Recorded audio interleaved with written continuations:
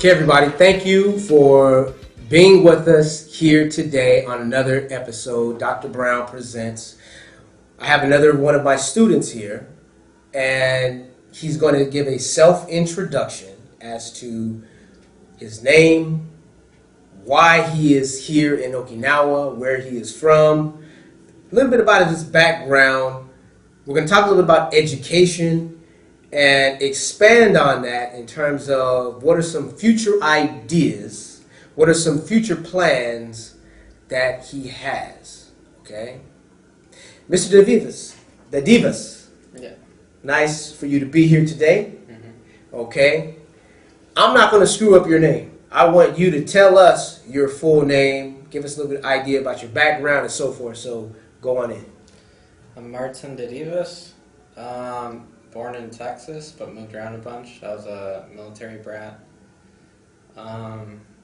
Currently in Okinawa for work. Which part of Texas? San Antonio. San Antonio, okay. Now, you're born and raised in San Antonio? No. Yeah. Where were you born? San Antonio. Born, okay. But you grew up where?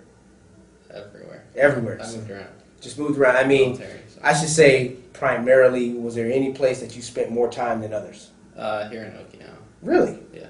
Okay, so you spent a lot of time here in Okinawa? Yeah. Okay, good. So you were very familiar with the island, the lifestyle. How's your Japanese? Sucks. Really? Yeah. It's terrible. Why is that? I didn't study it. Just didn't study it? Had no interest, or? Well, I mean, we weren't planning to be here for that long, and so it's kind of like, why learn it and then go back to the States and never use it?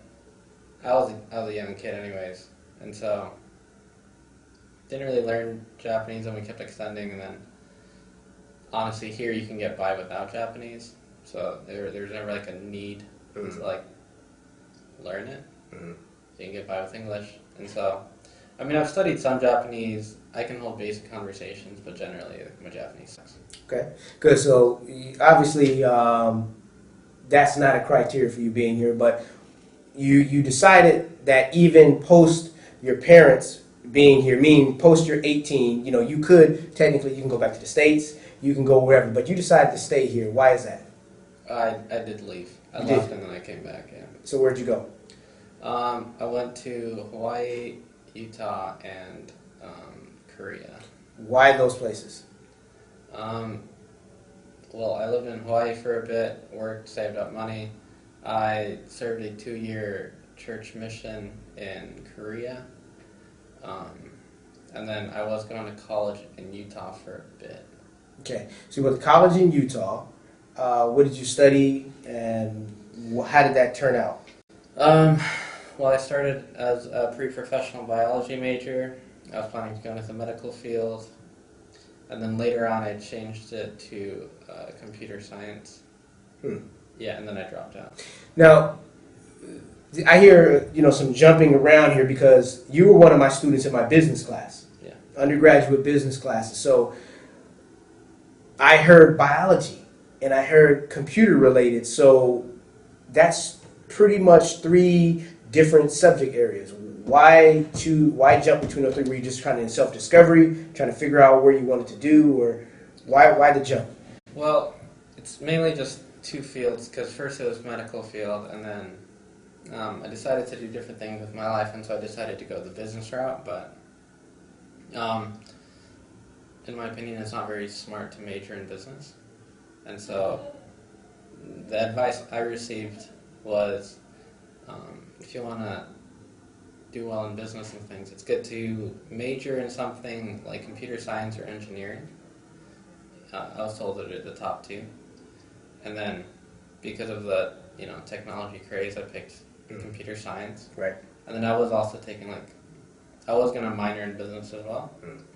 And then the advice I got was get your undergrad with something like computer science, work for a few years, get the experience, go back at your MBA, and then after that you're like a prime candidate for like Goldman Sachs and companies like that.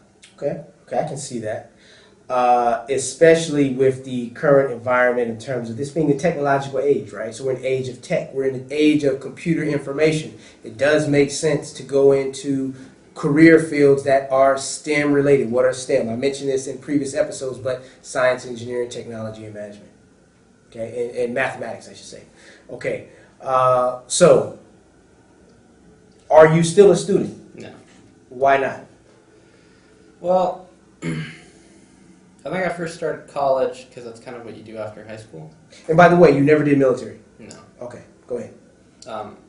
Also, I'm only 24 years old. So. 24, okay. So I was in school. My dad was in the military, so he had 3 kids, so he gave each of his children 12 months to GI Bill. And so a lot of the schooling I did do, I was also getting paid for it through the GI Bill.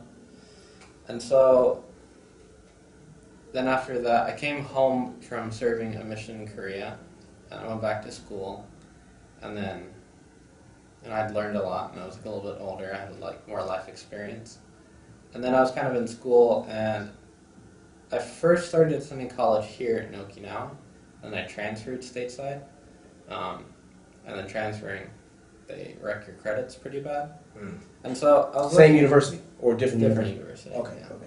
And so I kind of was thinking about it, and I was kind of thinking what I want to do with my life, and I want to go the entrepreneur route, and so I kind of want to create my own job, my own career. And so I was in one of my classes, and then it was like the start of a new semester. So one of my professors in Utah, he said, one of the things he said was, oh, you're in school for your professors, because everything you can learn here, you can learn with a library card. I was like, it's a valid point.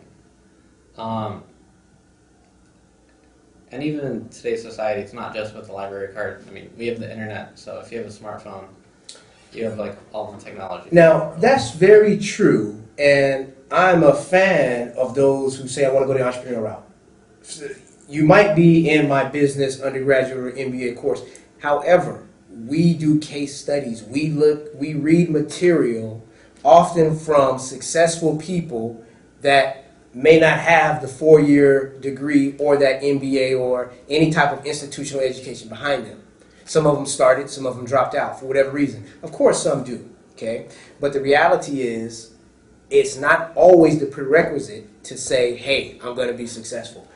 You decided to say, I'm going to follow that route of via following my dream, following my idea, or really, I hear self-discipline.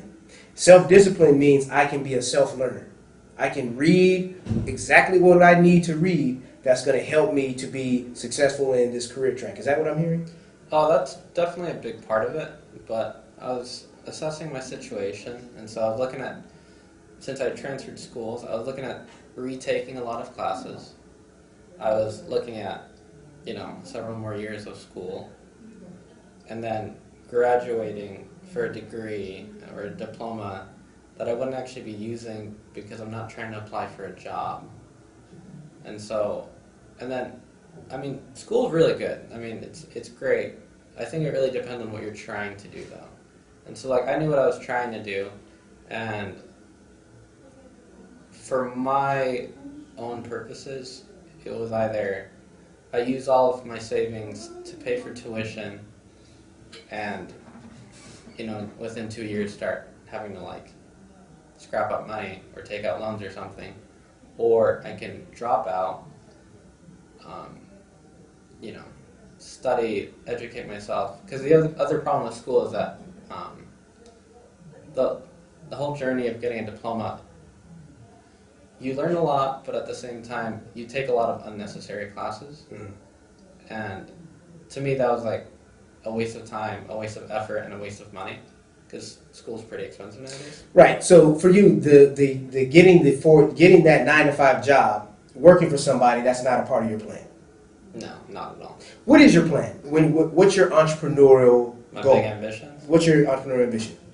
Step one is to get filthy rich and wealthy, and then travel the world helping people. I hear that that's kind of the end result, right? But to do so, what's that business that will allow that reality to come into being? Well, I mean, getting rich and stuff's not actually my end goal. Getting rich is just the prerequisite for what I actually want to do. Which is? I want to go into like philanthropy and humanitarian work, and like I want to, do stuff to like try to make an impact. What's your means that's going to give you that money to achieve that goal? How are you going to generate wealth? Okay, so here's the thing. My big ambition and goals is to like travel the world helping people, right? And it's not that I can't help people without money, but if you have money, it's a lot easier to help people. And so the more money I can accumulate, the more people I can help. Now, when I first started college, I was looking to become a doctor. And nowadays, if a doctor graduates, like out of med school, becomes a fully practicing doctor, they have a starting salary of about $180,000, which is like a great paycheck. You can have a great life. Or you can become a neurosurgeon and pull in like $500,000 a year, which is great. But for what I'm trying to do, it's better if I have like a ridiculous amount of money. And generally the only way, not the only way, but one of the main ways you can get a ridiculous amount of money is through like business. And that's what inspired me to change my major, stop going the medical route, and go into business. Do you have an idea of what your business is? Well, currently I own and run a contracting company. You own a contracting company. What is that contracting company? It's called Upbeat. Upbeat. I mean, you got a lot of viewers do you have a website? I mean, I want you to be able to expose to the audience what that is, so maybe people can start following you. It's still fairly new. Okay. So, yeah. The contracting company, I'm basically just a glorified headhunter for the U.S. government. And then I'm in the process of making more plans. You have a website? Personal not website? Yet. Okay. Not yet. And then I'm looking to start a new startup next year, but nothing's solidified. But as for my like pathway and objectives to accumulating wealth, first off, the way I plan to make boatloads of money is create a successful enough company to get acquired. Acquired meaning to be bought out by somebody else? Yeah. Okay.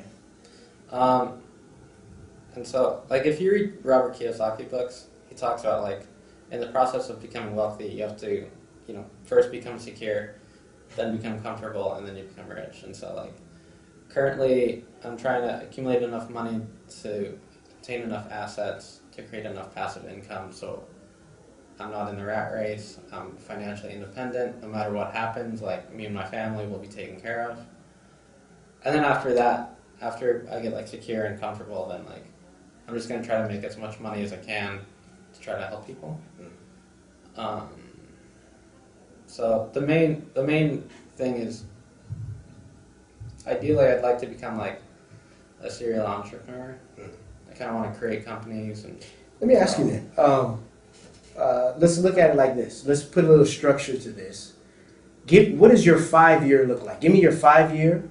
What do you look like in 5 years? What's your 5-year plan? 5-year plan is next year. I start a new company next year.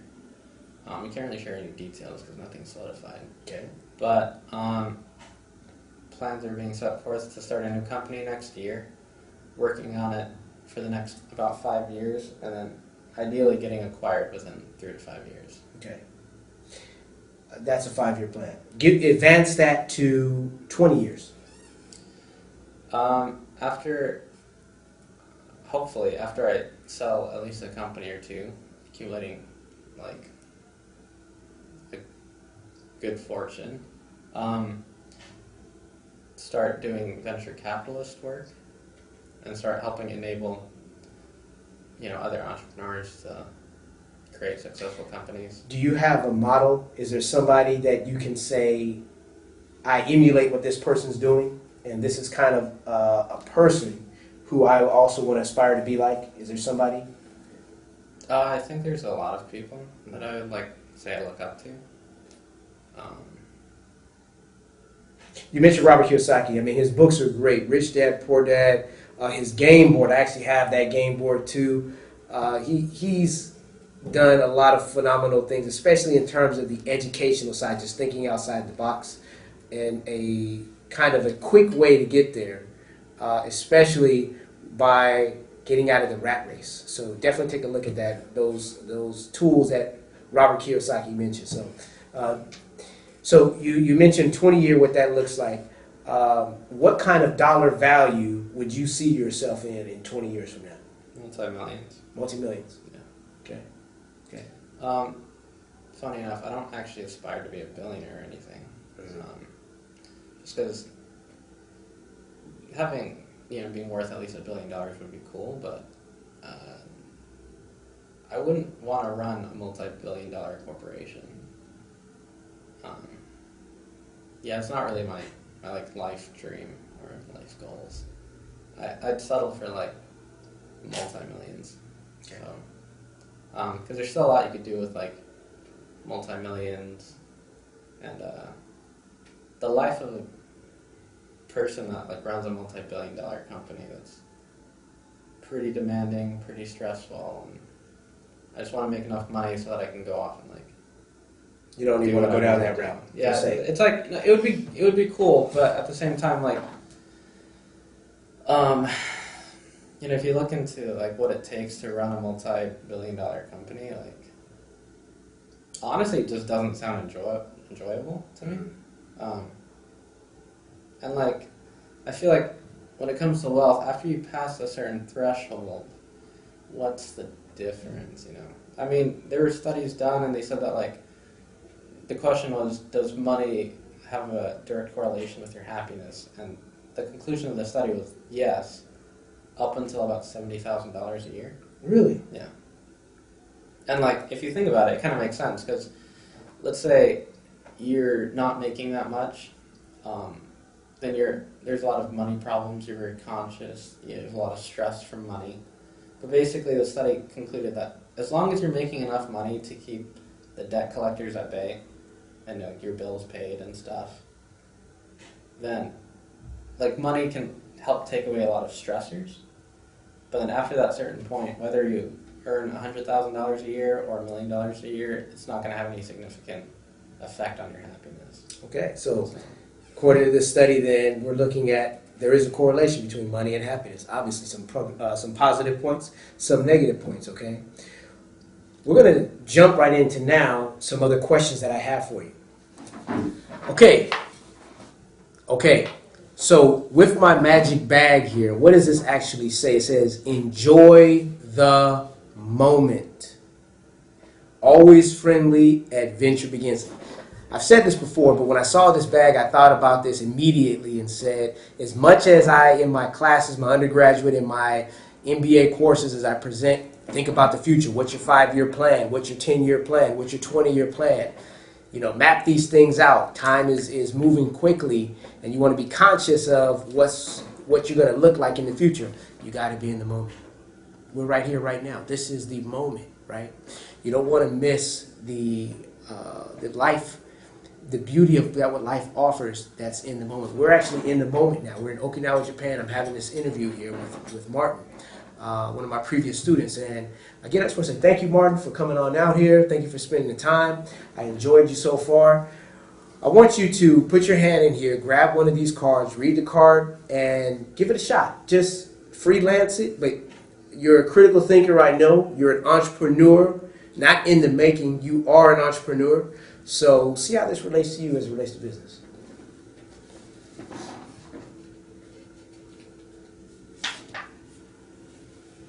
What is your current mission in life?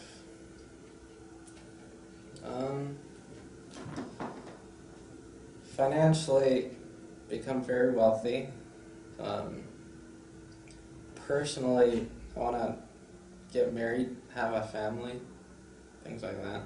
And then, other than that, my big ambitions are to travel the world helping people. So, good.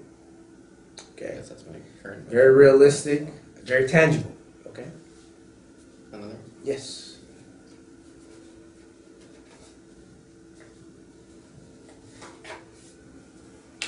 What is your 5-year plan? Kind of went over that already. Just described this 5-year plan, right? So quickly, just tell us again what that 5-year plan is, and go from the 5-year and work backwards this time. So I have my first company acquired, and then before that, growing the company. Okay. And then before that, starting the company. Okay. Yeah. Good. So.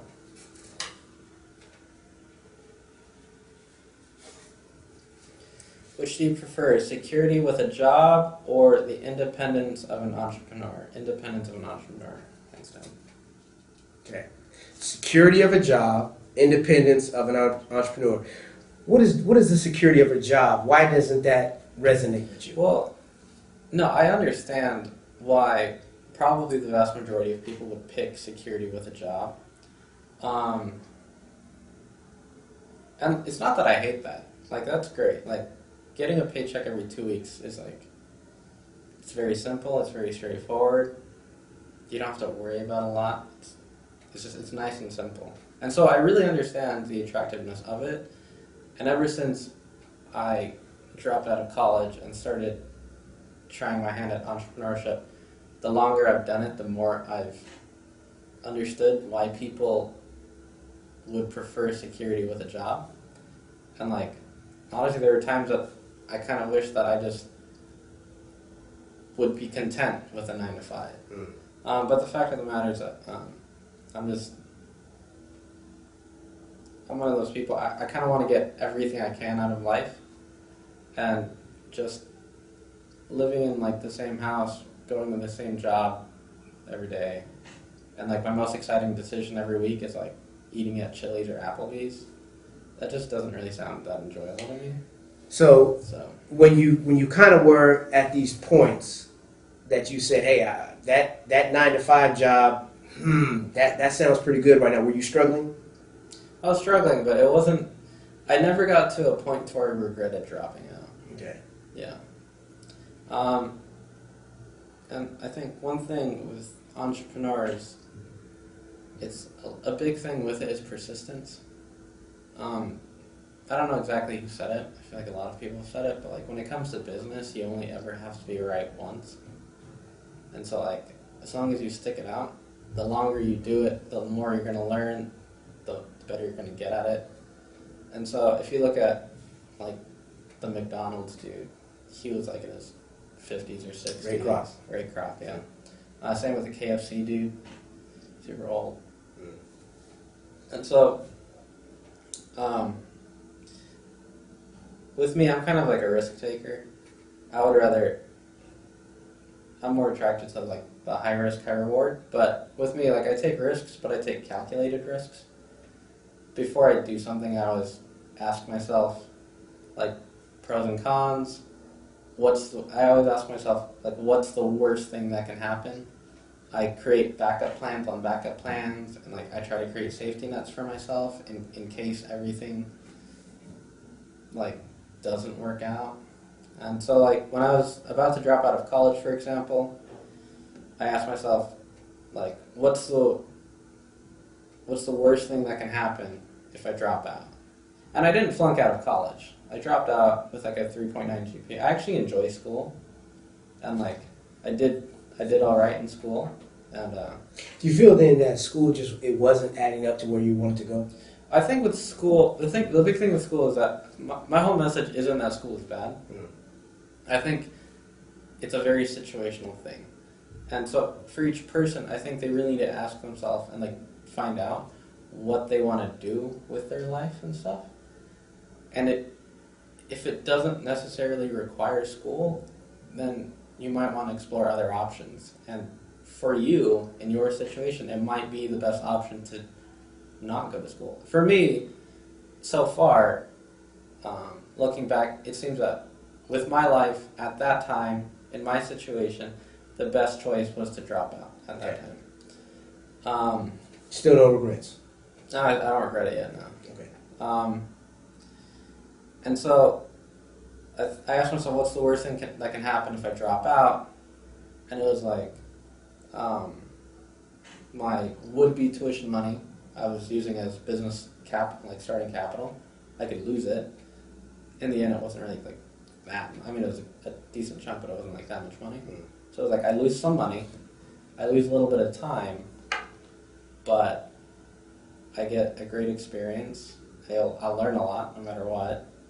And then, like, my backup plans are like, if I drop out. Also, with my situation, I was young, I was single, I don't have a wife or kids, I don't have anyone to feed.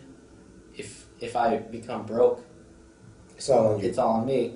And then it was like if I ever hit rock bottom and nothing worked out, I can always just get a job for a little bit, save up some more money, go back to school, because honestly, schools, they'll always happily take your money. And so it's always an option to go back to school. There's people in their 40s, 50s that are going back to school, and so it's like, but if I was gonna take a big risk, like, now would be the time. Do it now. When I'm young and sad. But if I'm older and I have a wife and I have kids, I would. If you asked me this question in that situation, I'd probably pick security with a job, because I got to keep food on the table. Right. And then also with like safety nets, my parents are doing all right, and they know that, like, when I left home, they're basically like, all right, good luck, call us if you're starving. And so if things ever got so bad, they would happily let me move back in until I get back on my feet. And so it's kind of like, that's the worst thing that can happen. I lose some money, I lose some time, and then I just go back to school. But the best thing that can happen is that my business endeavors work out, I create a company, I sell it, or go public, and I make a lot of money. And so, kind of like weighing the worst thing with the best thing, I was like, it's worth it to at least try. And I'm one of those people where, like, I would prefer to try and fail than to, like, be on my deathbed and be like, I wonder what would have happened. Yeah, absolutely. And so, that's why for me, I picked the independence of an entrepreneur, because I kind of crave freedom as well. It's like being in a 9-to-5, drives me nuts. And the security with a job, even if it was a really good salary, probably wouldn't be able to help me. It's not your motive. It's just not. What I hear is that your make, your design, even your creativity, it's a little bit beyond just the traditional route of saying I'm in a 9-to-5. You would probably be very frustrated. You would probably you'll feel that you kind of being contained to really doing what you're supposed to be doing or what you really want to do. Yeah. So what you have in your favor is he's saying that he realizes I'm not even 25 yet. He's not even 25 yet. And he realizes that the time is now to go for it and to do these things, right? Responsibility level is considerably low compared to those who have a family, compared to those who are very knee-deep in their career with all other responsibilities, meaning house payment, house note, child, wife, family, all these other things. At this present time, being under 25, he doesn't have those things going on for himself.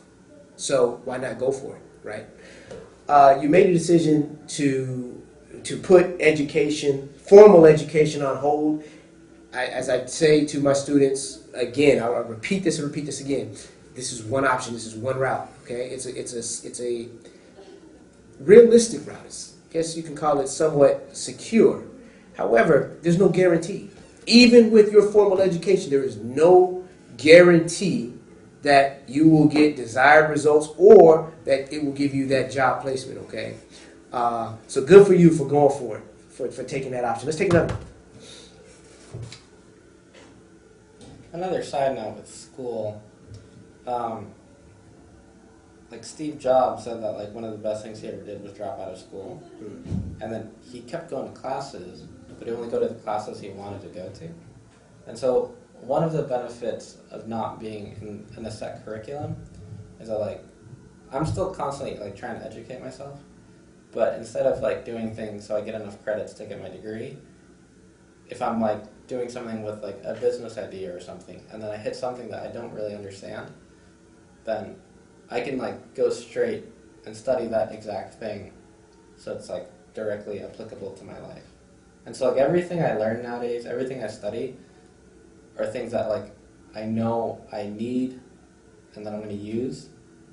And I'm also a lot more motivated to really comprehend the knowledge from it, because it's something I actually want to study. So my studying has actually gotten like even better after dropping out, and I study what I want to study now. True. That does take some discipline, of course. That takes a lot of self-motivation. It takes self-focus. Let me ask you this. On that same point, do you have what's called a vision board? Means that do you have some place in your house that you said, this is my board, okay? You have a little small whiteboard or something, or maybe stickies on your wall that you put up, these are my goals for the day, goals for the week, goals for the month, goals for the year, long-term goal, short-term goal. Do you have some kind of what's a vision board, even if it's on your computer, that keeps you going, that keeps you motivated? Yeah, I make a lot of like notes. You do? I make a lot of lists. And so on like a daily basis, I make a lot of like to-do lists. And so I just make the list and then I blow through them as quickly as possible. Then being in this pathway, and it's not a straightforward, laid out, proven plan, like go to college and then land a job and start your career. It's more like, it's just, there's no set path for me. And so sometimes it can help give me anxiety about the future. So I think about the future a lot. I plan for the future a lot. I make a lot of goals and then objectives to obtain those goals. A lot of the things that I apply, actually, I learned on my mission. Because like goal setting was one of the big things that we learned about, and then like making goals, and then how to set objectives to obtain those goals. And so, like if you take money for example, if you want to earn like $1 million in a year, you're not going to jump from making 20 grand a year to $1 million, most likely. And so and so that's a daunting goal. But then when you break that down into various objectives, like make 50,000 a year, make 80,000, this, then. So you kind of have benchmarks. Yeah, you need those milestones, or else if you want to obtain any goal that's like really daunting, it's gonna, it's just kind of far-fetched. Yeah. So. Okay. Fair enough. All right, so another part. Attainment scale 1 to 10. Job title advancement. Supervisor, manager, director, vice president, president/CEO, board of directors, owner. What do you want to do with this? Okay, so I'm going to read this card off for you. Again, this is a goal attainment question. Job title advancement, okay? So basically, in his case, these may not apply, meaning he's on the entrepreneurial pathway, okay? So what does that mean? Right off the bat, that means owner. That means CEO. That means president, okay, of his company, of his organization. But I mentioned on here supervisor. For many, it's very realistic to say, I'm at this position in my career, I want to be supervisor next. I want to be a manager. I want to be a director. I want to be vice president. I want to work my way up the chain of command. Jumping to that position or choosing that path with entrepreneur, that's not everybody's pathway, and there's nothing wrong with that, okay? So with you, we're just going to jump right into this title, which means owner/CEO.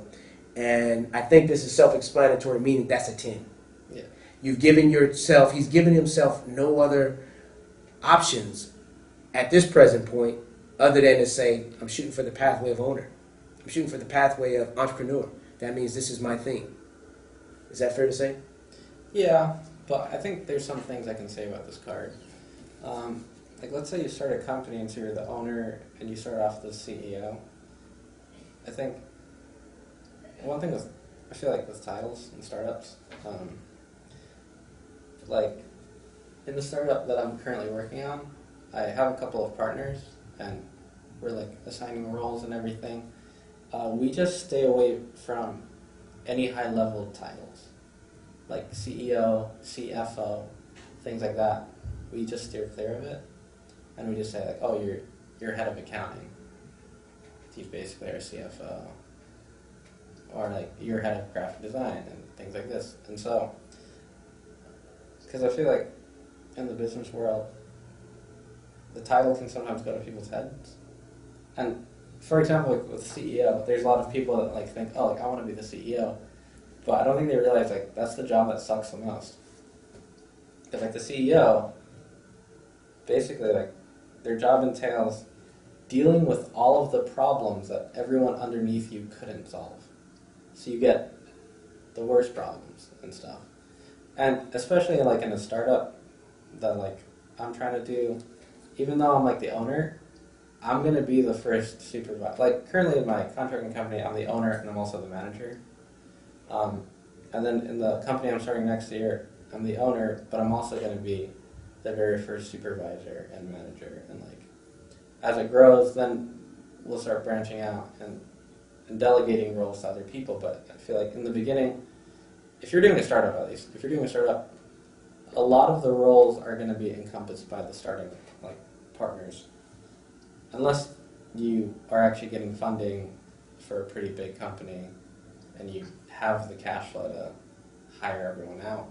If you're like I'm bootstrapping mine, so if you're bootstrapping, you're looking. What does bootstrapping mean? When you say bootstrapping, what does that mean? Bootstrapping means you're taking like a business endeavor, you're starting a company, you're starting a business, and you're funding it completely from your own savings and from your own money. Basically, it just means if you're bootstrapping, it means you're not taking money from anyone. Okay. So, because there's a lot of people that say like, don't get an investor unless you absolutely need one. And there's a lot of people that like are trying to do a startup, and their first thing is just like, oh, like, we need to get money, we need to get funding, and things like that, and they're obsessed with funding. But I mean, depends on the situation again. You know, if you're trying to start a tech company, you're going to need investors because you're going to have a big burn period where you're just burning through money, but you're not actually profitable yet. But you shouldn't be super keen all the time to get an investor. I think you really need to ask yourself, like, do we really need an investor? Because even though they're giving you a lot of money to work with, you're giving away a part of your company. And so you really don't want to give away parts of your company if you don't have to. Now, of course, a lot of companies have got to a point where they need to accelerate growth, or they need the cash flow, or they have a burn period, so they're going to need an investor and things. But like, depending on your business and your business model, like I mean, I'm only 24 and I'm not really that experienced, but in my opinion so far, I'd say like, if you have a business and a business model that you can bootstrap, like bootstrap it. So, and you can always get investors later on if you absolutely need it. Mm-hmm. But before you decide to get an investor, really like assess and analyze and critique your entire situation and stuff. So, but yeah. So titles, I understand your point. They're important. Don't let it get to your head. Don't let it go to your head. And especially when you're going the entrepreneurial route, the independent route, titles, you might be juggling. You might have more than one title within your quote-unquote owner or CEO position. Okay, he just mentioned several titles that he's taking on. Until his company gets to a point where he can designate those titles to somebody else, he's taking those titles on equally as well. Okay. Okay, let's take another one. Which philosophies do you more closely adhere to? Dream realistic or dream big? I'd probably say dream big. You say dream big, so I mentioned two philosophies here, right? Dream realistic. What does it mean? First of all, what does it mean when you hear dream realistic? What does that mean to you? To me personally? Yeah. Dream realistic, I feel like... Okay, well, first off, like, you got dream realistic and dream big. I think the only thing about dreaming big that doesn't make it realistic is if you don't have a plan. But if you have a really big dream, if you have a set plan on how you're going to get to certain milestones and objectives and things, why wouldn't it be realistic? You know? Okay. Again, arguably that works for you. Yeah. Okay. Somebody else, dream realistic might mean that pathway of that 9 to 5 that we just talked about. And to them, earning 50 to 100,000, 100 to 150,000, man, that's my dream.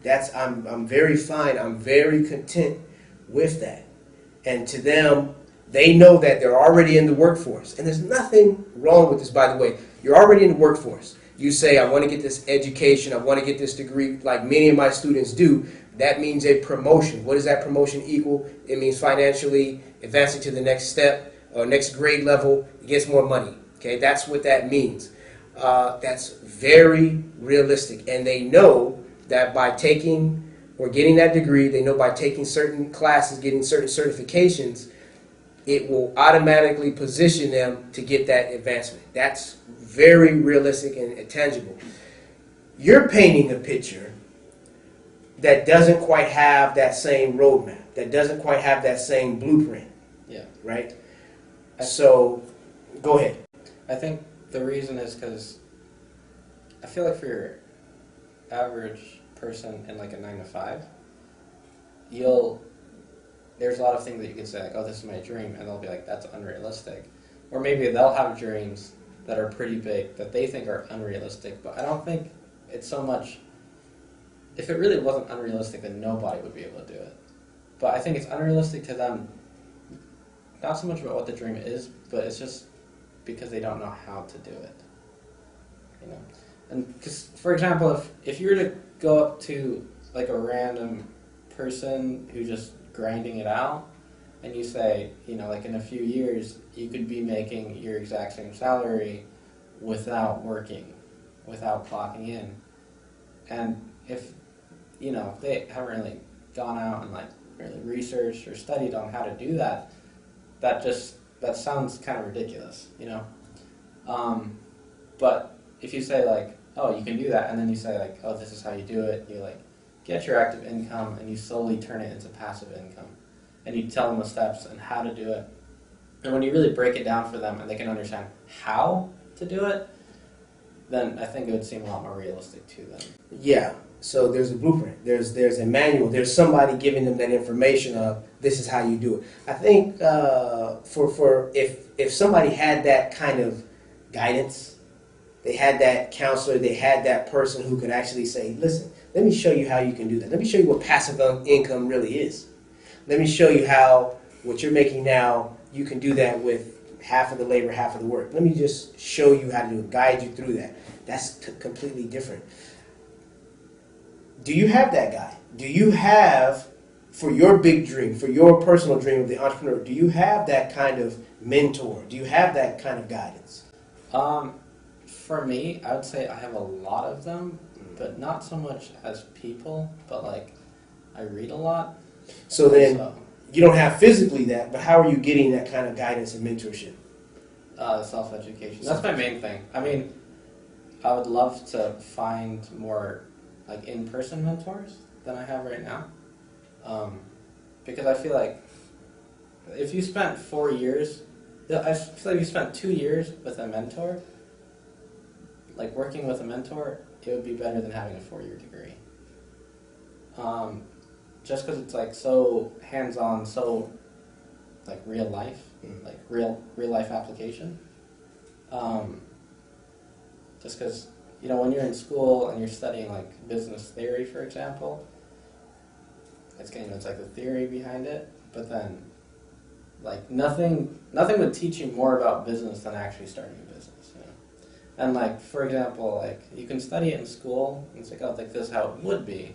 But then if you actually start a company and then you actually get the real life problems of, oh, there's also all this tax stuff that you didn't know about, then you quickly learn about all this tax stuff. Like it's like one of the fastest way to education, in my opinion, is like personal experience. And it's not just like formal education, it's like kind of like street smart, it's like wisdom, because being smart you can get in school, but you can only become like wise through like personal experience. And so like, yeah, by doing it, Yeah, it's what I hear is this though. What he's saying is, look, I value education, the process of reading, writing, going to school. Again, Martin was in my undergraduate business course, right? So he obviously says, listen, there's a reason why I'm going the business route, to gain something, to learn something from it. He decided to take another pathway. He decided to say, listen, I'm going to now discontinue going the institutional route and go the straight path of learning self-knowledge, read the books, which directly are in line with my entrepreneurial goals. That's exactly the path that he's taking. Great. Okay, that's a good point. That's a good point. But he's not saying I'm not continuing to educate myself.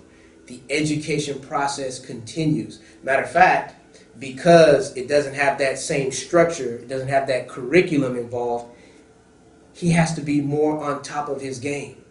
He has to be more on top of the reading and searching, because now it's about the self-knowledge part. He mentioned the street smarts, right? Meaning that he has to be able to say, I got to be a communicator. Okay? I got to, when I see the opportunity to talk to a mentor or to go to some kind of seminar or some case where I can meet this person who's already doing it, maybe go knock in on that business door and say, hey, this is who I am. I like to sell. I'm not saying I like to sell myself, but he's actually saying I would like to meet the person in charge of this company. Therefore, why? Because I have interest in discussing X, Y, and Z. Okay? That's a part of having some kind of initiative, having that go-getter attitude.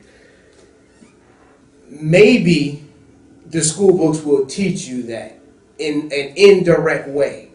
The direct approach is, man, you got to just go do it. There's really not a formula to it other than just to go do it. My advice in this kind of summary or closing would just be, continue with the education approach that you're in. If it's 4-year, great. For those students who are mine, I'll continue to encourage you, because a lot of you are doing it to advance in your career. Continue on. You know what that next step is. Continue on with that goal. In his case, he's that student that said, look, I had your class, I gained something from it, but I see a different approach and pathway for me.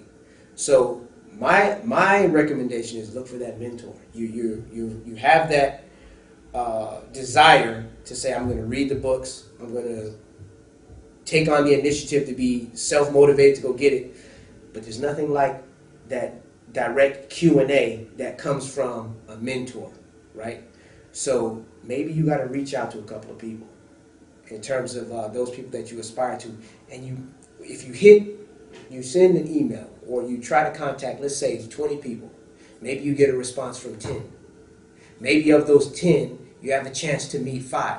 Maybe of those 5, 1 or 2 says, all right, you're pretty headstrong on getting to this point. Because I see you're active with this, that one person might just say, okay, you want me to mentor you? Here's the conditions. Okay? But whatever that condition is, you meet them, you got your mentor. You may get lucky and have more than 1 or 2, but you may have to reach out to hundreds, you may have to reach out to tens, okay, realistically, to get that reply. But if you get that reply, follow up. Once you follow up, you get that opportunity to meet, you meet, sell yourself, and you get lucky, you get that mentor that advances you pretty quickly, okay? Martin, I appreciate you, man. Thank you for coming on out. I hope to see some good things from you. I want to be that professor you look like. You look back on and say, hey, I got something from Dr. Brown. Not only that, I remember this interview that we had. I gained from it. It helped me. But more importantly, you're helping out a lot of people who are watching this, who are in the same position or who are looking at you as what they aspire to be. Some people are trying to get to that point mentally saying, man, I'm going to be an entrepreneur. That's a hard feat to transition over from the traditional route of saying, listen, I'm so promoted on just going to get my education. You're saying possibly 1, continue with that, or 2, just go straight forward. you're doing it. So you're reaching a lot of people. What do you have to say? Well, final message. What could you just say to some of the people watching? Like advice-wise? Advice-wise. Read books. If you're trying to change your mindset, especially with money, I would say start with Rich Dad, Poor Dad, because the book isn't so focused on specifics, rather than helping change your mindset. It's money. And then after that, there's just like countless books, and so you can do a Google search, say like top business books to read, and there's a never-ending list. So, all right. Thank you again, Martin. Okay, you guys definitely join this channel. We appreciate you. We thank you. Give a like to this. Reach out to Martin. Martin, is there any way that people can reach you that you want to just throw out there? If not, reach me to reach him. But is there some way that they can reach you directly? Yeah, they can email me at business.cmad@gmail.com. Okay, good. So that's the link right there. Everybody, again, thank you. Thanks for liking this channel. Definitely like this channel and join. And I look forward to seeing you, hearing your comments. We want to hear from you, okay? We appreciate you again. Signing off.